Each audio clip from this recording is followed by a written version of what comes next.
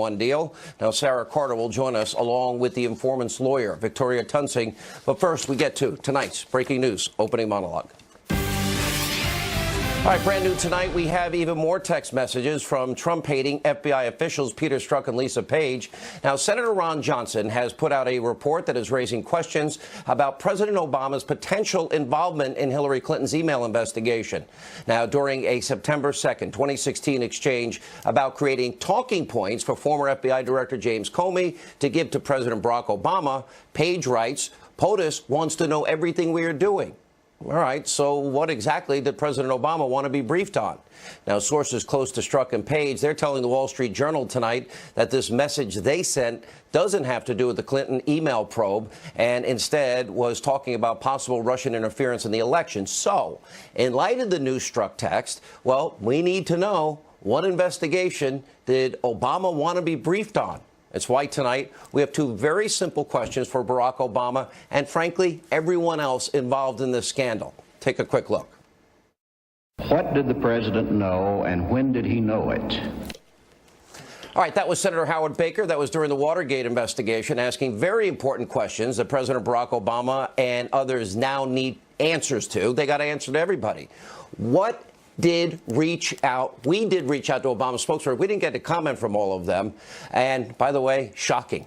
Also tonight, there's a new batch of text messages that was just released from the Trump-hating FBI lovers, Peter Strzok and Lisa Page. It highlights their investigative bias and, of course, their continued hatred of Donald Trump. On August 9th, 2016, Lisa Page writes, well, he's not ever going to become president, right? Now, their hatred for Trump only grows from there. On November 3rd, 2016, only days before the election, Page wrote, well, the New York Times probability numbers are dropping every single day. I'm scared for our organization.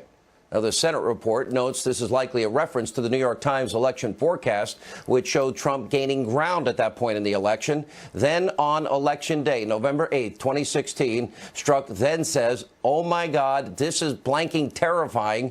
And the next day, Strzok follows up with a, oh, my God, I am so depressed. And a few days later, on November 13th, here's what Lisa Page texts. Pay close attention to this. Well, I bought all the president's men. I figured I needed to brush up on Watergate. And the following day, Page writes, God, being here makes me angry. Lots of highfalutin national security talk. And meanwhile, we have our task ahead of us. Okay, what task are they talking about? Now, Strzok and Page also called Trump an idiot, lonesome human being, talked about their insurance policy in case he won. So clearly they were abusively biased towards now President Donald Trump. And here's what's very important. Peter Strzok, and to an extent Lisa Page, who was Andrew McCabe's legal counsel, they're at the center of everything in all of this. Now, Strzok was a former top intelligence official at the FBI and signed the documents, remember, to start the Russia investigation. And Strzok also played a key role in the Clinton investigation, even interviewing Hillary and helping James Comey write that exoneration months before the investigation. And, of course, by overseeing the interviews of not only Clinton, but also General Flynn. And by the way, he's the one guy who helped put the fix in, one of a couple. And that allowed Hillary Clinton to remain in this presidential race. Otherwise, very likely, if it was a fair investigation, she probably would have been indicted. And a new text message proves that on September 28, 2016, Strzok says, got called up to Andy's earlier, who we think is Andrew McCabe, hundreds of thousands of emails turned over by Weiner's attorney to the SDNY, the Southern District of New York, includes a ton of material from spouse. That means Uma Abedin, sending team up tomorrow to review. This will never end. Here's why this is important. According to reports, what's in the upcoming DOJ Inspector General report we expect next month is what caused Andrew McCabe to abruptly resign at the end of last month. And the Wall Street Journal is reporting that the FBI officials, top officials, including McCabe, they knew about Uma Abedin's emails that were found on Anthony Weiner's laptop in September of 2016, but they waited for at least a month before alerting Congress. Now, that text message provides very key proof that's showing that Comey, McCabe, and others, they literally sat at a crucial moment on Uma Abedin's emails that were discovered on Anthony Weiner's laptop. Now, the question is why? And what took them so long to notify Congress, which they should have done?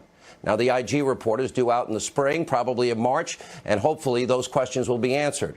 Now, there are also other text messages from Strzok and Page that are raising a lot of red flags tonight. On May the 19th, 2 days after Robert Mueller was named the special counsel, Strzok was talking about joining the investigation with Mueller, and Strzok asked Page this question: an investigation leading to impeachment?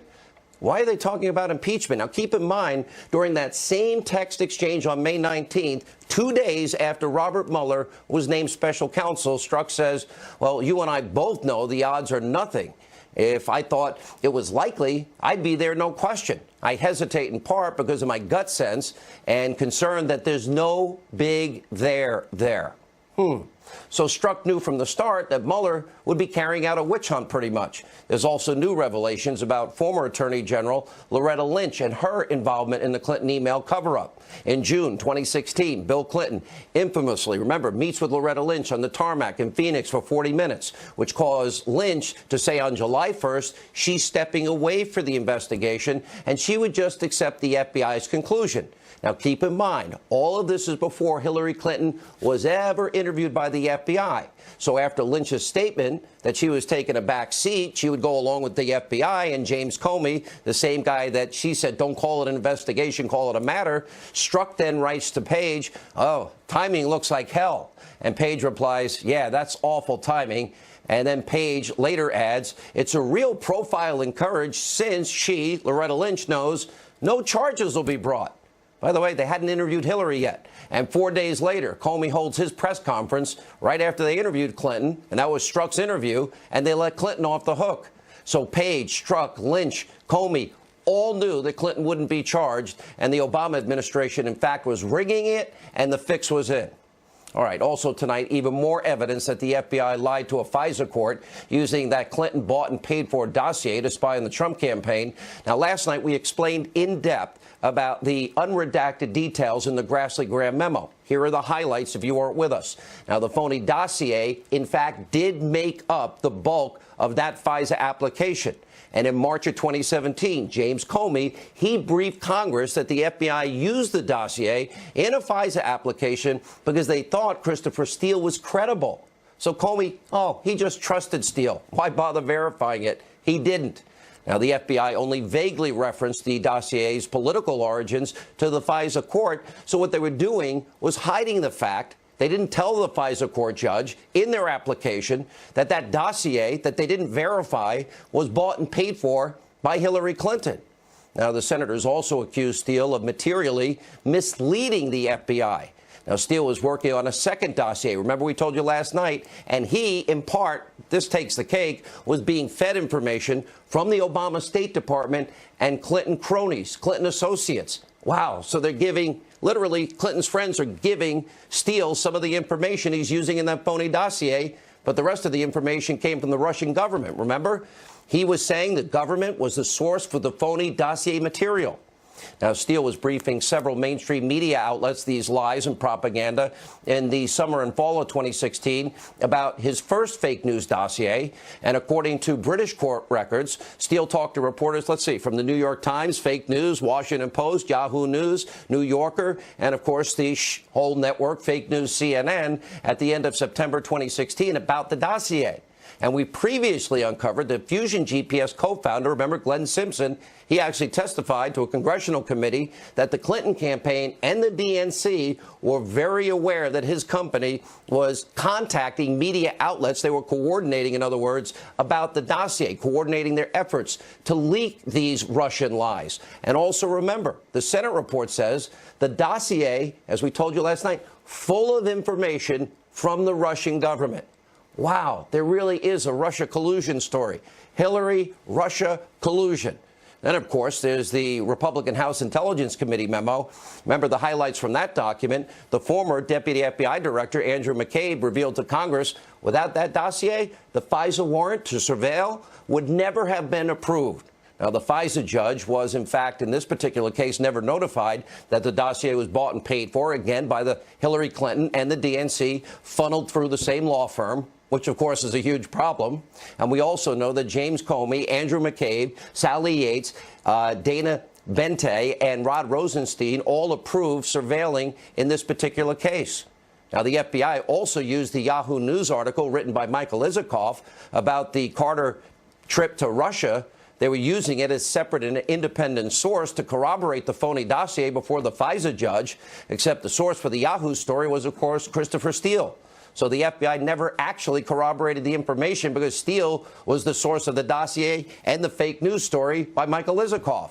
And we also know that no one ever verified what was in the dossier. And, of course, the memo shows that Steele was, suspended and terminated as an FBI source for leaking to the press.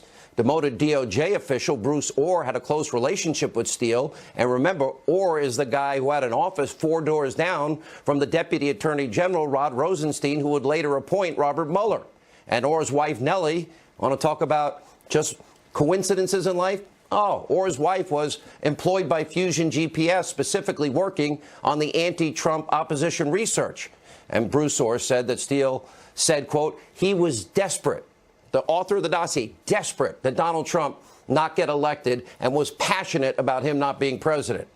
And finally tonight, the memo finds that during the first FISA application for that warrant, corroboration of the Steele dossier was in, quote, its infancy stage. They never verified the Russian paid-for lies by Hillary and the DNC. So the FBI lied to a FISA court judge. They used a dossier full of Russian lies to spy on the Trump campaign just before an important American election.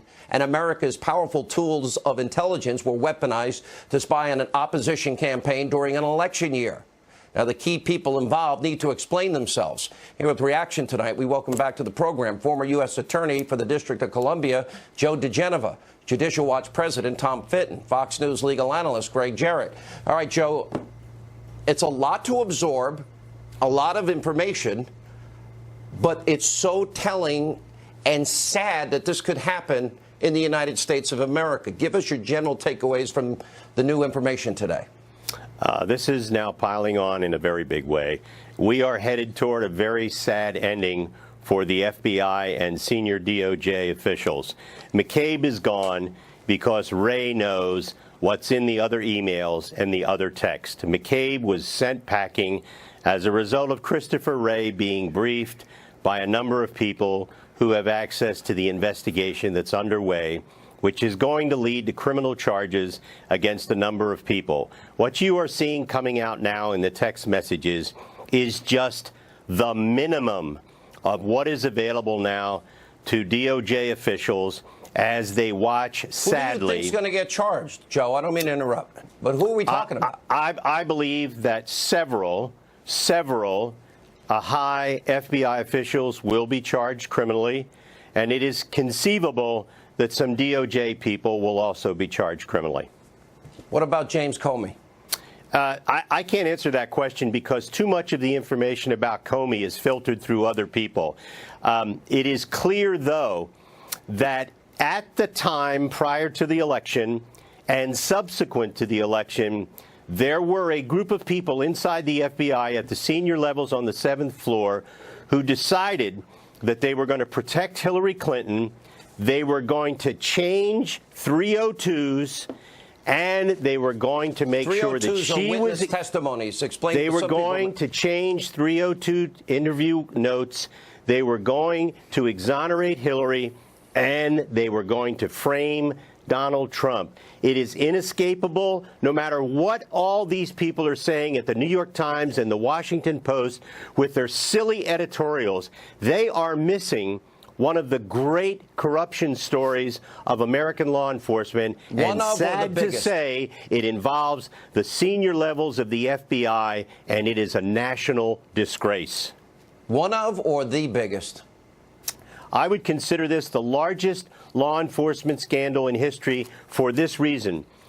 The activities of McCabe and others, and Bruce Orr and others, were designed to subvert the Constitution and a national election, the most serious offense under our Constitution.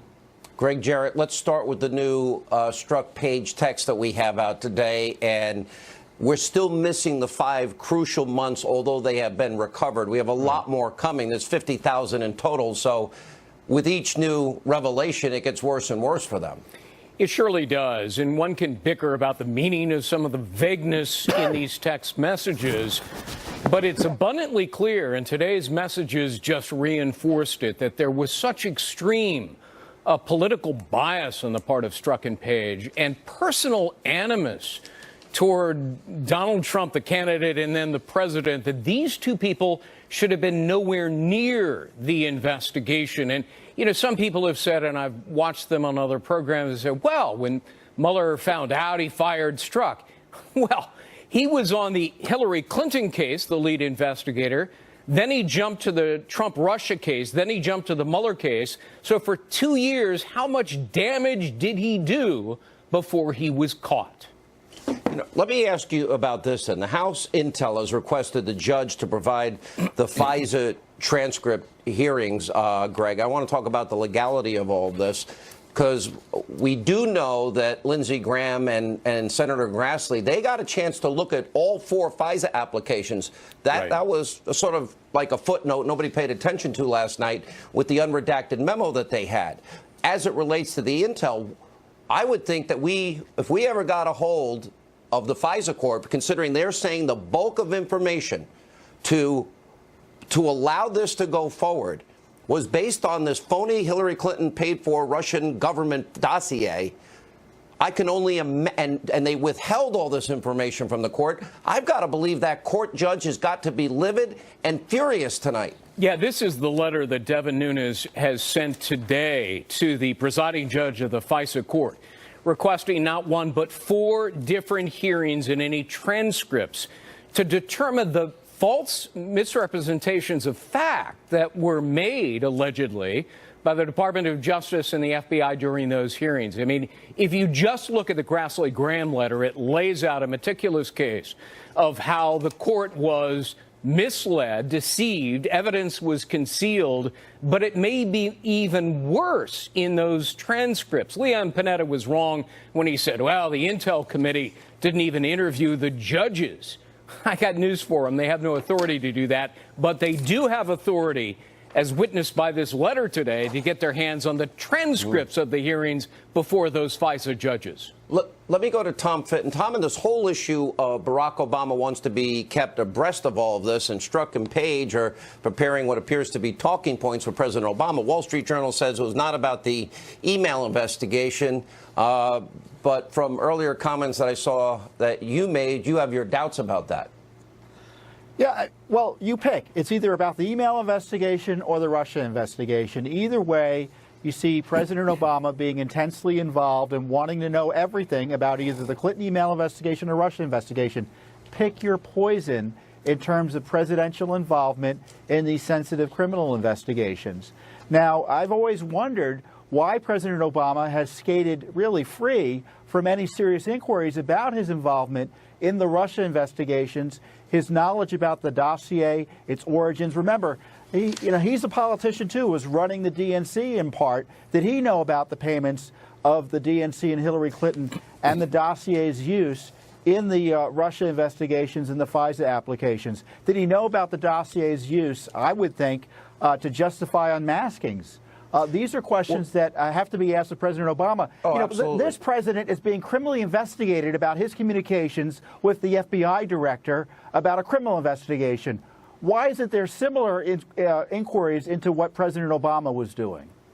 What about Joe DeGeneva? There seems to be some complicity here. Now, if things weren't bad enough that Hillary's paying for Russian, read from the Grassley-Graham memo, Russian government information to be used in an election to lie to the American people, then used as the bulk of information for a FISA warrant, none of it verified. If that's not bad enough, now we have the information. It looks like Sid Vicious Blumenthal and people at the Department of State are complicit in providing Steele some of this phony information that he then coordinates with the Clinton campaign to disseminate to the lazy, overpaid so-called journalists in the media in this country. Well, here's the most important thing about all of this. This shows that the FBI was bootstrapping all of the information that it was getting, and it was basically a circular firing squad, so that all the information was based on the same information, and that therefore nothing that was being presented to the FISA court was actually verifiable. And let me just say something about Leon Panetta. I saw his comments this weekend where he condemned Chairman Nunes for politicizing intelligence. What a disgraceful comment by a former CIA director. Leon Panetta should be ashamed of himself. He's obviously not reading the papers. What's more, he obviously has not read the April 26, 2017 opinion of the FISA court, in which they accused the FBI of purposely and illegally and unconstitutionally leaking FISA 702 information to private contractors, which is a felony. You've never heard Mr. Panetta say anything about that. You've never heard Mr. Panetta say anything about any of the conduct of John Brennan, the single most political CIA director in history. And Brennan's comments this weekend about all of the stuff that Nunes is doing rank among the most disgusting political comments by any former CIA director in history. Wow. I want to know Brennan and Clapper. I want to know about the surveillance years as an undercover informant providing information to the FBI on Russian criminal networks that are operating right inside the United States. He also contends in his testimony and his written briefs that the FBI, that Russia attempted to hide their ongoing aid to help sustain Iran's nuclear industry. At the time, the Obama administration, in fact, approved the sale of 20% of U.S. Uranium mining rights to Russia. Now, we did reach out to Hillary Clinton for a statement. Her spokesman called the informant, quote, a charade and a distraction. Here with more, Fox News contributor broke this story. Sarah Carter, lawyer for the FBI informant, Victoria Tunsing. We've got to put this in context here. He worked for the FBI many, many years, and then he worked in particular, if I'm not mistaken, Sarah, 6 years on this particular case. Oh, I'm sorry, Victoria, you're shaking your head. Yes, he was introduced to the FBI, and they immediately sent him over to work with the CIA, which he did for about 15, 20 years. And then when he got involved in the uranium and Russian places, the CIA turned him back over to FBI counterintelligence. So he finally testifies today. Sarah, I want to go to your full report, but I want to remind everybody of important facts here. We don't have enough uranium in this country. And before the CFIUS sign-off, the 9 separate agencies signing off on the Uranium One deal, they knew that Vladimir Putin had operatives in this country that wanted to get a foothold in our uranium industry, and that they were involved in bribery and racketeering and kickbacks and money laundering and all sorts of behavior. They knew all of this even 18 months prior, and they still allowed this to go forward. Tell us what you can now break open tonight. Well, I think that's important, but what's even more important, Sean, is that they knew that the Russians were still double dealing with Iran. This was the biggest concern for the Republicans at that time. This is the reason why they didn't want the Uranium One deal to go through, and they were screaming mad about it. But everybody tried to assure everyone that Russia was no longer, and the Russians themselves, they were lying about it, that they were no longer dealing with Iran on their nuclear reactors. But at that time, William Campbell, the informant, was actually providing information, and this was months before, that Russia was still dealing with Iran. And this is a major issue. So despite all the information that he provided to the FBI and to their counterintelligence unit, the Obama administration chose to ignore that and move forward with the sale of Uranium One, which was the Canadian mining company. And the more important point is that he tried to tell people and warn people specifically about everything that was going on. And he was told and has proof and evidence that, in fact, the response was, well, it's not going to be a problem as long as Hillary's in the administration, then as Secretary of State.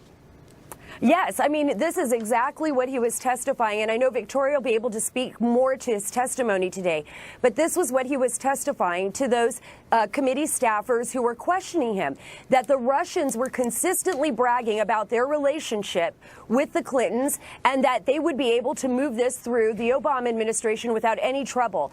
And I know that that's something that he really wanted to bring forward. Look, he's been suffering from cancer. He had his second bout with a cancer diagnosis, and he believed that he wasn't going to make it, and he wanted to ensure that his information became public, and this was the only way he could do it. All right, Victoria, you were there the entire time today. This is your client. We've been waiting for this testimony for a long time. I know you've had to sift through years of information. What was the reaction, if you can tell us, of these committees, number one, and number two, if you can explain the why it never made sense to allow, when we knew Vladimir Putin's, he had a band of supporters in the country that wanted to get our uranium, and then they're still doing this with Iran that Sarah is mentioning. How could this ever happen? Let me take you back to 2005, because that's when this really started, the Russian plan to take over U.S. uranium piles. That was when, guess what, Bill Clinton, former president, and his multi-gazillionaire friend, Frank Giuffra, traveled to Kazakhstan and bestowed all kinds of praises on the dictator there and ended up, oh my surprise, with uranium mining rights. And it was then, my client is told, that the Russians began to plan strategically how they could take over uranium, particularly in the United States. And one of the key elements of that plan was to get the CFIUS approval to buy uranium-1. It all started in 2005. Yes, and why didn't they listen to your client? It sounds like he was dumbfounded. He had all this information. He's in the heart of it. Sees all the corruption around it. He knows, I assume, that we don't have enough uranium resources on our own. Why didn't anybody listen to him? He's telling the FBI agents, that's who he's supposed to be working with, and he's telling them about the strategic plan of Putin to take over the uranium industry, and he's writing up these reports and telling them about it. He's also telling them about the corruption in these companies. All of them are, they're all the one company, even though they have different names. But they were so confident, Sean, the Russians, that they told Mr. Campbell that with the Clintons' help, it was a shoo-in to get CFIUS approval. And they were so confident in that they even had him open up a new office because they were planning on the kind of business they were going to do as soon as CFIUS approved it. And Sarah, also, Sean, Victoria brought up a really good point. And your question, he did approach his FBI handlers. He asked them, why aren't you doing anything about this? Why aren't we arresting people now that we know this is going on? Why is this, uranium-1 deal still going through? And what he was told was, this is all politics. This is about politics. And that's what his FBI handlers told him. So take it from there. And the FBI director at the time, Robert Mueller, did he know about this? We don't know. He was Mr. Campbell was told by the FBI that he was being told, and they were taking it upstairs. And he was also told that the President Obama had it in his daily briefing twice. When he was asked today, when Mr. Campbell was asked today, so why did you do all this for so long, and you were losing money and you were sick? He said, because I'm a patriot, and that's what I believe. And then we got to take everything back to the money, and then the kickbacks, and then the connection to the Clinton Foundation. We're just out of time. I want to thank you both. We will stay on this story as well. It's unbelievable. Thank you both for being with us. When we come back, Judge Jeanine Pirro will weigh in on both these top-breaking stories tonight as Hannity continues. We're Graham memorandum, unredacted, that comes out last night, literally minutes before we start the show. In this, they're saying this dossier is full of Russian government lies. They don't say lies, but Russian government sources, Russians. And then we learn that there are Clinton sycophants also feeding Michael Steele. Now, it's bad enough that they're using the dossier to feed to a liberal media that doesn't do any work or fact-checking on their own. But then it gets even deeper, is that Comey and others use this as the bulk of information, unverified, Hillary Clinton bought and paid for, Russian propaganda full of salacious lies, to get a FISA warrant against an opposition party candidate to prevent him from winning, and then when he does win, to try and unseat a duly elected president. I don't even know where to begin with the law here. If you were to write a script for Hollywood, even they might think that this was a little over the top. But you see, Sean, the frustration that I have, and so many Americans have, is that as we keep hearing these pieces of evidence come out, we say to ourselves, why isn't anything being done? or is something about to be done? Because as someone who's tried criminal cases for decades, what you do is you put together the pieces of the puzzle.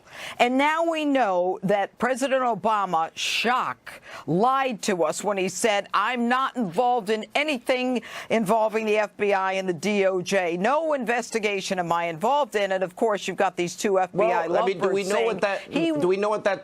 know what that text message specifically said? Sean, it's September of 16. Comey had already closed the Clinton emails in July of 16. So it's either about the setup that they were doing to set up Donald Trump, or someone was saying it's about a meeting with Putin. But here's the bottom line. The president-elect was directly involved with the FBI in identifying their investigations. Now, when she says he wants to know what we're doing, he's not curious. He doesn't want to know about their sex life or that they're having an affair. It's about what they're doing at work as it relates to the FBI. And every trial is a puzzle. The pieces of the puzzle are coming together. And Strzok has to be indicted. McCabe has to be indicted. You've got a lot of people right now who are right on the brink. And, you know, you want to know, what did this president know? On the brink of, finish that thought. We're on the brink of indictments coming down. Look, I'm glad Congress is looking into this. I'm very happy. They can make themselves happy. And make no mistake, if it weren't for them, we wouldn't know half of this. But I want a prosecutor looking into this. I want a grand jury impaneled. I want subpoenas. I know the Inspector General is coming out with his report. And as I understand it, there are a lot of FBI agents calling me. Who would likely be the targets of this investigation? This is an important question. What is the question? Who would likely be the main targets of this investigation? FBI. Strzok, McCabe. I don't know why Bruce Orr is still working. Lisa Page. And there's an interesting character, Priestap. He's a guy in this hierarchy that no one is talking about. What I want to know, Sean, is why is no one talking about him? Is he so clean, or is he cooperating? What's going on? Judge, what about Comey and Rosenstein? It's too soon for them yet. Comey needs to be the target of an active criminal investigation. I've said that a million times. Comey lied to the American people. Comey should have been fired the day after he decided that he was the Attorney General. What about Hillary Clinton? Well, if the statute of limitations hasn't passed, go for it. Or how about you start looking into the Clinton Foundation? Wait a minute. They fixed it. When they were writing their exoneration before investigation, it was rigged. And everybody knew that they were rigging it. That doesn't mean you cannot reopen it, Sean. There's only double jeopardy but if you've been acquitted. But they rigged it so she could stay as the candidate because they thought that she would win and become president. And even Strzok and Page were afraid, oh, my gosh, if she wins, she might get mad at us at one point. But then the more important thing is, who knew? How did they possibly take unverified information, withhold from a FISA court judge that it's Hillary Clinton bought and paid for? How do you withhold that kind of information when seeking something as sensitive as a FISA warrant? Well, you withhold it very simply. Let me explain something to you, Sean. A lot of these FISA judges, people think FISA judges are picked, that they're special for the secret court. No, they're district court judges. And there's something called forum shopping, where someone decides, I want to get this judge or that judge. And maybe if you look at the number of FISA warrants that are approved, it's like 97%. Come on, does that sound like a rubber stamp to you? As if these people are worried they'll be found out? No, Sean. I know one judge I don't think I'd want to be for, and that's you. Be before. The whole story. Now, it's called bias of omission, and today it was on full display. Now, despite the bombshell revelations in the Grassley-Graham memo and some pretty damning text messages from FBI officials, lovers, Lisa Page and Peter Strzok, well, the mainstream media is utterly silent. Here's the reaction. Founder, managing partner, Skybridge Capital. I'm sorry, Anthony, I'm not Bill Maher. You're not on a liberal show tonight, all right? Hey, there were Republicans attacking me, Sean. It wasn't liberals. That's the crazy part about it. That's actually true. You take heat from all comers. Right, exactly. Yeah. And the author of The Smear, How Shady Political Operatives and Fake News Controls What You See, What You Think, and How You Vote. The anchor of Full Measure, Cheryl Atkinson, is back with us.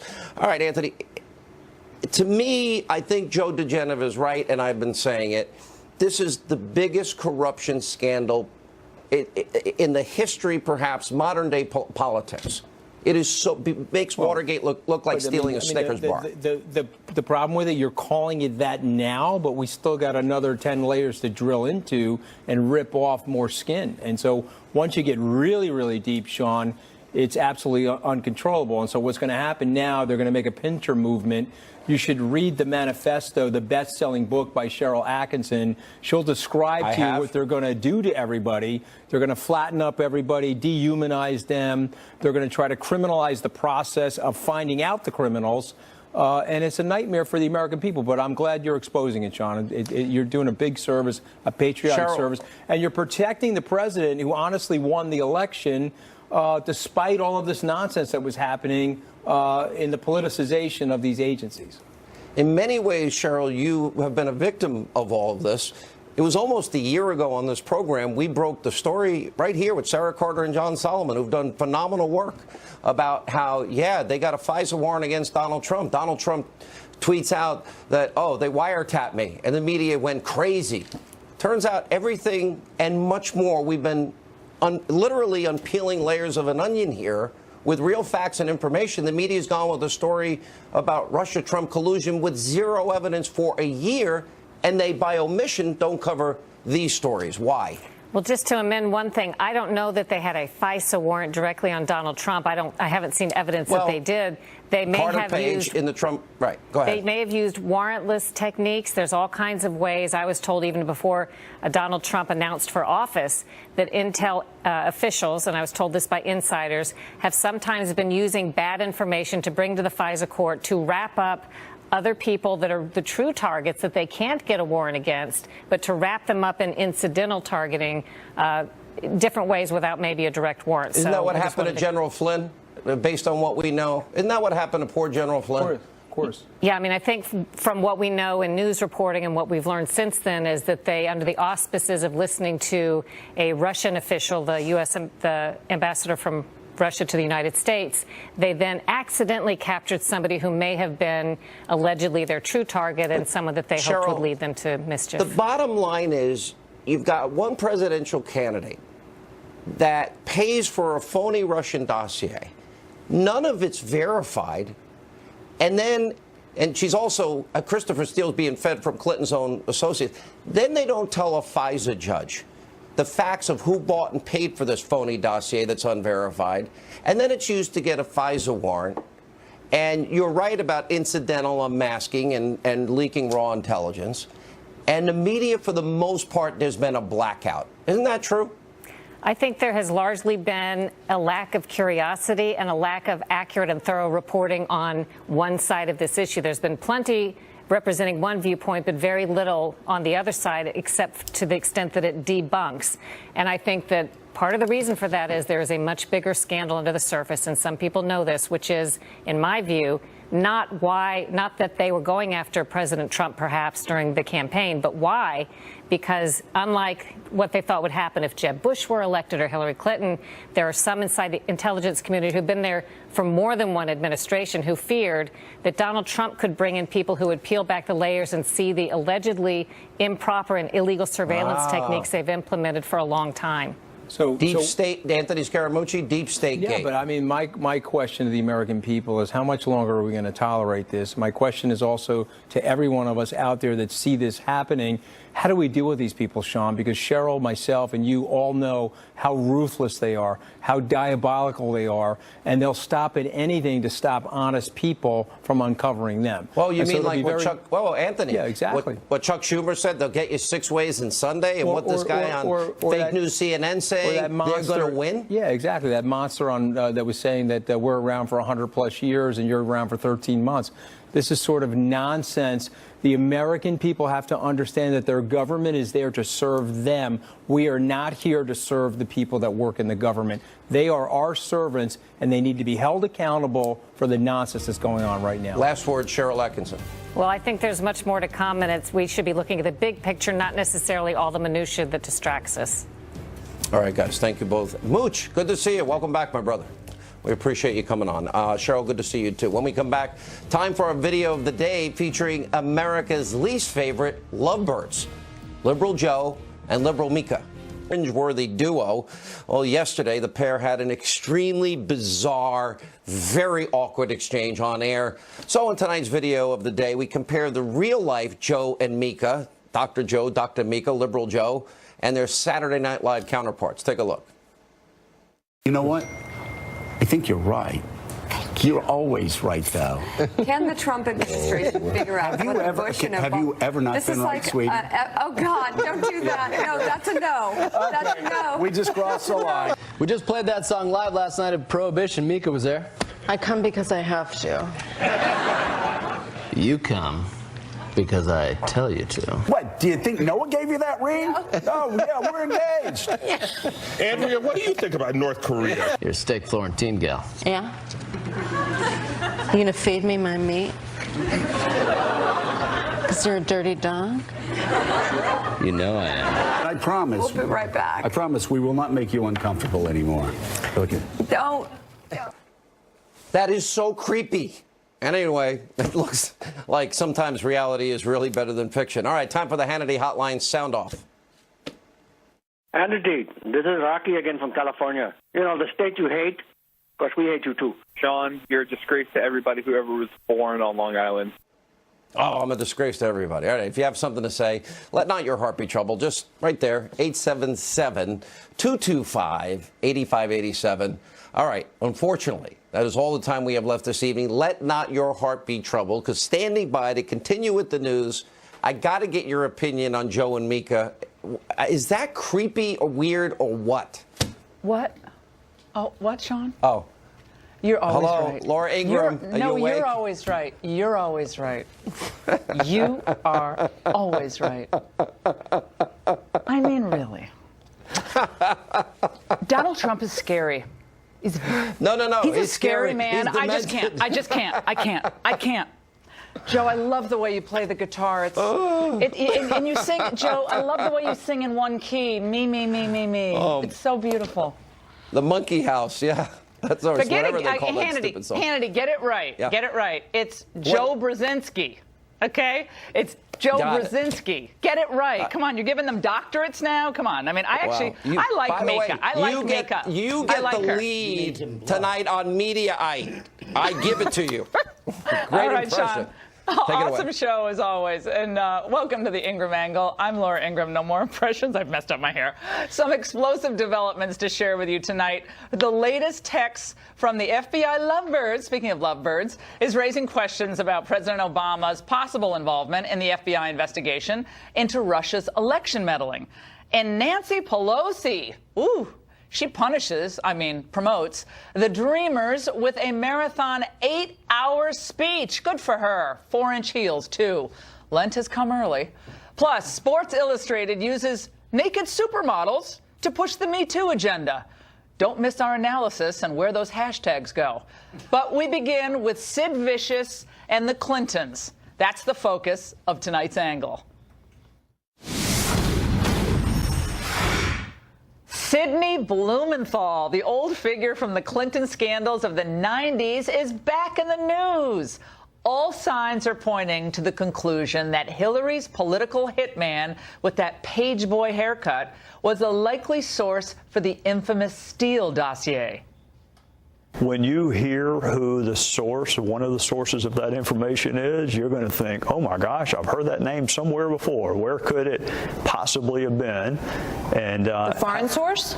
The domestic source. And I'm trying to think how Secretary Clinton defined him. I think she said he was an old friend who emailed her from time to time. Sidney Blumenthal? That'd be really warm if you're warm.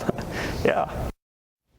Now, recall that Sidney Blumenthal, once a lefty journalist for the Washington Post and the New Republic, worked alongside his old pal Paul Begala in the Clinton White House. Hired in 1997, Blumenthal and Begala were the two-man bomb squad committed to smearing and sliming anyone who was making life difficult for the president and Mrs. Clinton. Sid was a prime grand jury witness during the Monica Lewinsky scandal and is credited with leaking nasty stories to the press at the time to defile the reputation of Special Prosecutor Ken Starr. Hold on to that thought. Blumenthal, affectionately known by his foes as Sid Vicious and not for his love of punk rock, was one of Hillary's most loyal enablers and fiercest attack dogs. As the ultimate Washington insider, he glommed on to the Clintons, and his association with them became the meal ticket that never ran out. Kind of think of it this way, like a maggot on a piece of rotting carrion, except nastier. Now, when it comes to the phony Steele dossier, I always knew something seemed odd, that the Clintons had more to do with it than just paying for it. One of her old henchmen might even be behind some of its most lurid details. Now, Blumenthal managed to land the nifty role of advising Hillary when she was at the State Department and getting $10,000 a month as a consultant for the Clinton Foundation. Now, what did he do for that 10 grand a month? He provided something called message guidance. I'll bet. In emails reported on by the New York Times, we learned that Blumenthal funneled advice to Secretary Clinton about things such as Libya. Now, not because he had any unique experience on North African affairs, but because a friend of his wanted to do business there. What a guy. Now, fast forward to the present day. The Grassley-Graham criminal referral contains this. One memorandum by Mr. Steele that was not published by BuzzFeed is dated October 19, 2016. It states that his company, quote, received this report from, redacted, U.S. State Department, that the report was the second in a series and that the report was informational